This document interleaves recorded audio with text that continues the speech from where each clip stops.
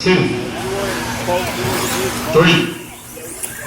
4, 5. Run, Sorchi. 6, 7. Run, Jack. 8. Get him to the finish line. 9, 10, 11, 12.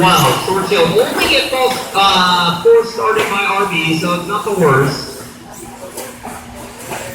Oh, wow, look at that. Dude, Twitch chat coming in hot with a real question. Why sanded slicks versus actual slicks? Okay. Good. Actual slicks are for a very wet clay track. That is not what we have here. What we have here currently is very dry, incredibly hard packed, almost asphalt-like clay track.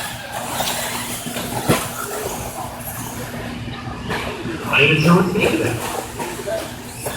1:15 now and 3:45 to go. A sanded in slick generally is going to come on a different internal carcass of the tire. It's going to be a little rounder because that tire wasn't supposed to be a slick. Yes, a little bit rounder.